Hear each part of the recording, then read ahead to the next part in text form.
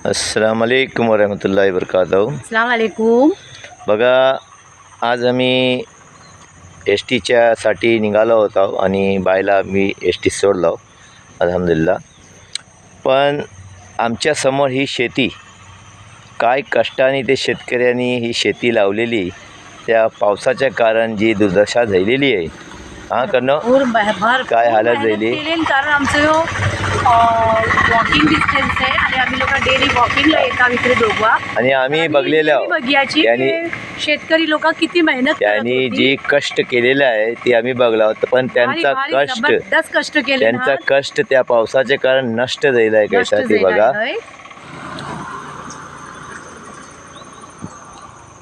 हे बघा, ही पावसाचे कारण सगळं जी पावसातल्या पुरी शेती नष्ट झाली आहे. त्यांची इतकी मेहनत केलेली पाण्यात गेली आहे.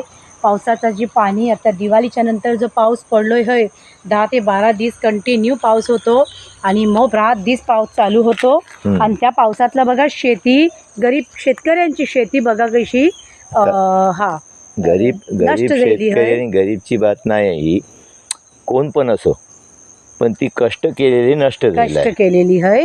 आणि एक उमेद ठेवून इंसान काही पण काम करते ना, की बाबा एक आशा बाळगते की मला ह्याचं फल मिळणार आहे. तर ऐसा नाही झाला आहे आणि ती चला अल्लाची मर्जी आहे, काही बात नाही. अल्लाशी माझी दुआ आहे की अल्लाह पाक ज्यांचा पण नुकसान झालं आहे त्यांचा दुसऱ्या खच्च्या तरी सुरते हालला अल्लाह पाक त्यांना तुम्ही भरपाई द्या. आणि त्याचा फल जी त्यांचा आता नष्ट झालेला आहे ते खच्च्या पण तरीक्याने त्यांना मुफात पोचवा अल्लाह पाक.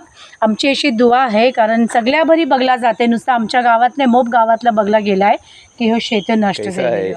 आता ही पाऊस पडला ना, तेही भात तयार झालेला होता, काय करणं जी. पण ती आता पाऊस पडल्यानंतर त्या भाताला पण रोग येईल, मग ती भात खराब होते ना.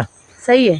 ते आमचं या व्हिडिओत काढायचं हे तात्पर्य आहे की सगळ्यांनी प्रार्थना करा, दुआ करा की त्यांची मदत गैबशी अल्लाह ताला करो. परमेश्वर जे पण जसे पण जो देवाला मानतो तशी प्रार्थना करा आणि ह्यांच्यासाठी प्रार्थना करा की बघा काय कष्ट करून एवढा केल्याच्या नंतर पावसाचे कारण हे नॅचरल डिस्ट्रॉय झालेलं आहे. बरोबर आहे. ठीक आहे, मग सगळ्यांनी दुआ करा, प्रार्थना करा.